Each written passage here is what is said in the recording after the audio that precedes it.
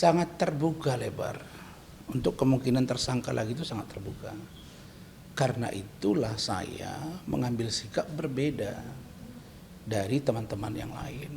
Dan sikap saya ini banyak juga didukung oleh para lawyer, para akademisi, praktisi, dan ya penegak-penegak hukum. Misalnya ya kepolisian, ada juga yang jaksa, dan hakim gitu. Kenapa? Karena putusan pra peradilan itu kan bukan menentukan seseorang itu pelaku atau tidak. Hanya proses penetapannya itu. Apakah sah dia sebagai tersangka, prosesnya sudah dipenuhi apa tidak, prosedurnya. Apakah sah dia dilakukan penggeledahan, penyitaan, penahanan, dan penghentian. Ini kan objek propet. Nah, tapi hakim melampaui kewenangan itu. Contoh, dia memerintahkan menghentikan proses penyidikan. Lah, dia baca nggak perma? Peraturan Mahkamah Agung yang tentu berlaku untuk seluruh hakim, baik hakim pengadilan agama maupun hakim pengadilan tinggi, hakim Mahkamah Agung, hakim agung maksud saya, hakim di PT UN, peradilan niaga dan lain-lain, tentu berlaku. Di peraturan Mahkamah Agung nomor 4 2016 tentang larangan pengajuan peninjauan kembali putusan pra peradilan bab 2 ayat 2 pasal 3. Di situ disebut bahwa seseorang yang telah dicabut status tersangkanya dapat ditersangkakan lagi jika ditemukan dua alat bukti yang sah menurut hukum yang berbeda dengan alat bukti sebelumnya. Nah, sekarang pertanyaannya, alat bukti itu ada berapa? Ada 5 menurut KUHAP. 1 saksi, kedua ahli, ketiga saksi, ahli, kemudian surat, kemudian petunjuk, kemudian keterangan terdakwa. Lah kalau besok penyidik Polda Jabar menemukan dua alat bukti yang lain yang tidak sama dengan alat bukti yang sekarang, mereka boleh dong melakukan penyelidikan, kemudian sampai penyidikan bahkan tersangka. Lah kenapa Hakim Eman Sulaiman ini mendahului itu? Dia kunci gitu. Ini yang kita menjadi curiga, ada apa dengan Hakim Eman Sulaiman? Satu. Yang kedua, bahwa di poin 5 amar putusannya Hakim Eman Sulaiman mengatakan bahwa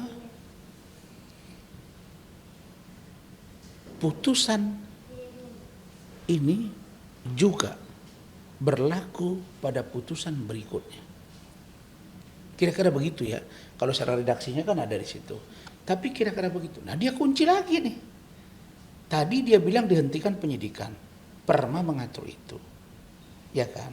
Nah, terus Hakim Eman Sulaiman juga bilang bahwa putusan ini juga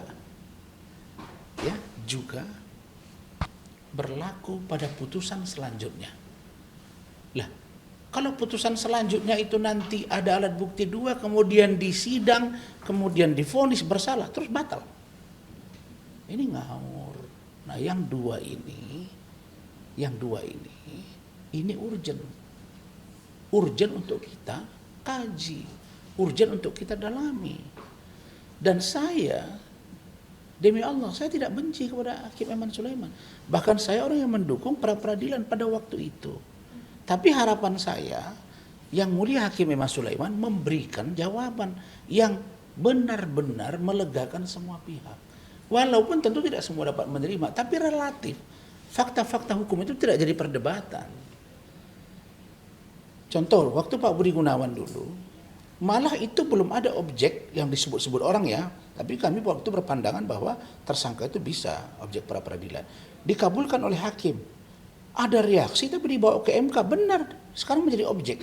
Artinya ada terobosan hukum yang baru. Tapi yang dilakukan oleh Eman Sulaiman ini bukan terobosan hukum.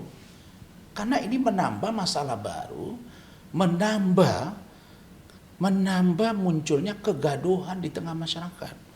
Di mana kasus ini sekarang sudah begitu melebar kemana-mana sehingga tidak terkendali. Nah, saya sebagai seorang praktisi hukum, sebagai seorang akademisi yang visioner, ya saya dosen, tentu saya melihat bahwa hukum itu jangankan nama, jangankan istilah, jangankan redaksi yang berbeda, yang punya makna yang berbeda, titik koma pun tidak boleh. Jadi ini benar-benar dikaji itu. Nah, yang ketiga, putusan Hakim Eman Sulaiman ini pada amar putusannya, pada diktum pertimbangan itu sedikit sekali, nggak nyampe dua lembar lah kira-kira gitu. Dan dia lebih pada poin, ya saya ulangi lagi, pada poin kenapa tidak dilakukan pemeriksaan dengan panggilan surat. Kenapa tidak diperiksa sebagai calon tersangka meskipun dia DPO. Nah, dalam pemahaman hukum saya dari dulu sampai sekarang, sejak belajar sampai jadi lawyer, setahu saya DPO itu adalah orang yang daftar pencarian orang, dan kalau ditemukan maka orang tangkap bawa ke pihak berwajib. Ya dong. Lah kalau dia DPO dikasih surat panggil sebagai calon tersangka, saya pastikan 1000% dia melarikan diri. Nah, inilah hal-hal yang serius. Nah, kemudian saya melihat di amar putusan itu juga ada mengutip peraturan Kapolri atau peraturan Polri dan atau Perkaba, peraturan Kabar Reskrim. Perpol, Perkaba itu berlaku untuk internal kepolisian yang melakukan proses penegakan hukum, termasuk penyelidikan, penyidikan. Tidak boleh menjadi amar atau pertimbangan oleh hakim untuk memutus satu persoalan hukum, termasuk pra peradilan. Nah, ini yang menjadi sangat serius. Karena itu menurut saya hakim ini telah memutus tidak sesuai dengan apa yang dimohonkan oleh pemohon atau penggugat, dan dia melampaui, sehingga kita sebutlah dengan putusan yang ultra petita. Begitu.